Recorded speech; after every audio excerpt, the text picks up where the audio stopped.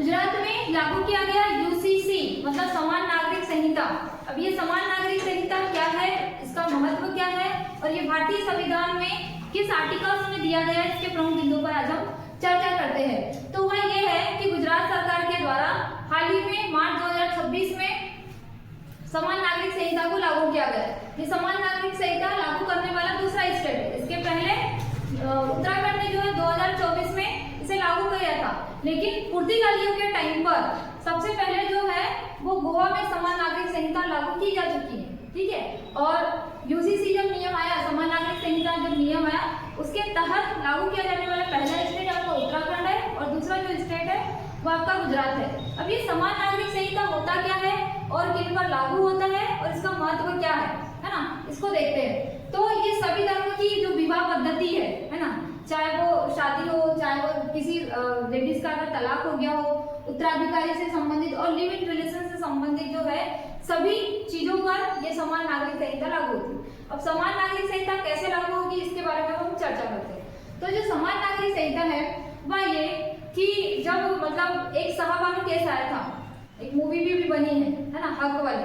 तो जो शाहबानो केस आया था 1985 में, तो उन्होंने ये बोला था कि जो हिंदू धर्म की महिलाएं हैं अगर उनका तलाक होता है तो उन्हें जो है कहना चाहिए मुआवजा प्रदान किया जाता है ना, एक राशि प्रदान की जाती है। लेकिन मुस्लिम धर्म की जो महिलाएं होती है उनको कहना चाहिए मेयारी मतलब एक तरफ की जो है मुआवजा प्रदान नहीं किया जाता।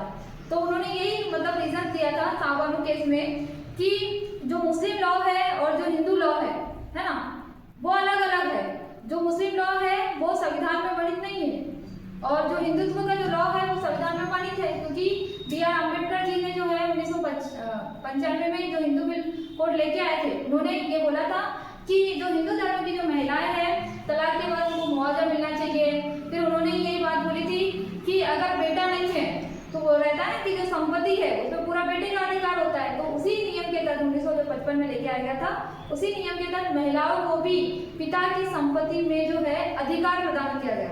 ठीक है, उत्तराधिकारी का। इसके अलावा कि अगर उनका पुत्र होता है या पुत्री होती है, जैसे उनके बेटे वगैरह होते हैं, तो उस पर किसकी प्रायोरिटी ज्यादा दी जाएगी, माता की, है ना। माता जो इसका भरण पोषण करेगी और उसी के तहत जो है एक मुआवजे की जो राशि है वो पति के द्वारा दिया जाएगा। ठीक, तो इसी को देखते हुए मतलब कि जो शाहबानो केस आया था उन्होंने ये बोला था कि हिंदू धर्म की महिलाएं और मुस्लिम धर्म की जो महिलाएं हैं वो अलग अलग नहीं है। मतलब भारतीय संविधान में सभी महिलाएं एक बराबर है, तो सभी के लिए जो नियम है एक जैसे लागू होना चाहिए, समान लागू होना चाहिए।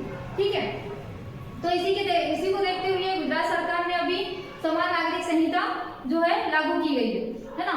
अब इसका महत्व क्या है, मैं तो देख रही कि शाहबानो केस आया था और शाहबानो केस को देखते हुए 3 तलाक पर सुप्रीम कोर्ट ने 2017 में अपने नियम मतलब कि कहना चाहिए जो याचिका दायर की गई थी उसमें जो है एक सुनवाई करते हुए उन्होंने बोला कि 3 तलाक का जो है वो समाप्त किया जाता है और सभी मुस्लिम जो महिलाएं हैं उन पर जो कहना चाहिए समान नियम लागू होता है।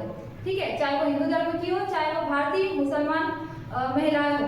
ठीक है, उसमें एक डायलॉग भी बोला जाता है कि जो है मैं वो जो शाहबानो जो रहती है वो बोलती है सुप्रीम कोर्ट के सामने कि मैं मतलब एक मुस्लिम महिला नहीं हूँ, मैं भारत की एक मुस्लिम महिला हूँ। तो उस हिसाब से जिस प्रकार से एक हिंदू महिला को देखा जाता है उस प्रकार से जो है एक मुस्लिम महिला को भी देखा जाना चाहिए। ठीक है, अब इसका महत्व क्या होगा, हम लोगों ने समान नागरिक संहिता को लागू कर दिया, क्या होगा, समान नागरिक संहिता जैसे ही लागू होगी तो जो सामाजिक ढांचा है, सामाजिक ढांचा मतलब वही शादी, तलाक, उत्तराधिकारी, लिव इन रिलेशनशिप वाला जो है या बहुविवाह जो है ना, तो उस पर सभी मतलब समान नियम लागू किया जाएगा, है ना।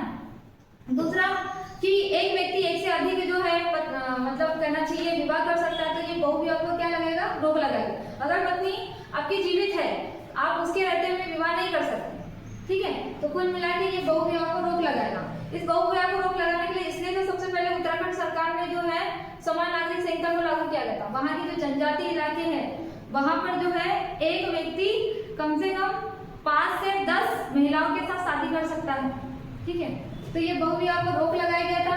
महिला सशक्तिकरण को बढ़ावा मिलेगा। महिला सशक्तिकरण को कैसे कि पुरुषों के बराबर उनको अधिकार दिए जाएंगे, चाहे वो पैतृक संपत्ति में हो, चाहे वो उत्तराधिकारी में हो, तलाक में हो या कहना चाहिए लिव इन रिलेशनशिप में हो।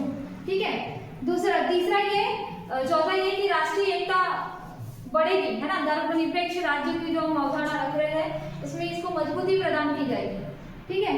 फिर भाजपा के आधुनिक समाज का निर्माण हो जाएगा। जो मनोवृत्ति है ना, जो रूढ़िवादी मनोवृत्ति है वो क्या हो जाएगी, धीरे धीरे समाप्त हो जाएगी और आधुनिक समाज की ओर ये अग्रसर होगा, ठीक है।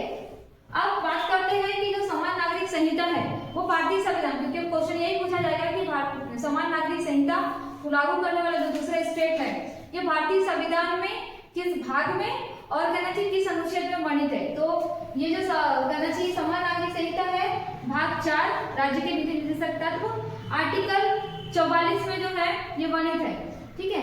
आर्टिकल 44 में ये वर्णित है और ये उदारवादी विचारधारा को जो है अपनाता है। इसके अलावा इस नियम के तहत आर्टिकल आपका जो 14 है उसके तहत जो कहना चाहिए समानता का अधिकार की बात करते हैं, तो इस आर्टिकल 14 के तहत महिलाओं हो या पुरुष हो सबको जो है समान कहना चाहिए आपको क्या समानता मिलेगी, एक वैधानिक जो समानता है वो मिलेगी।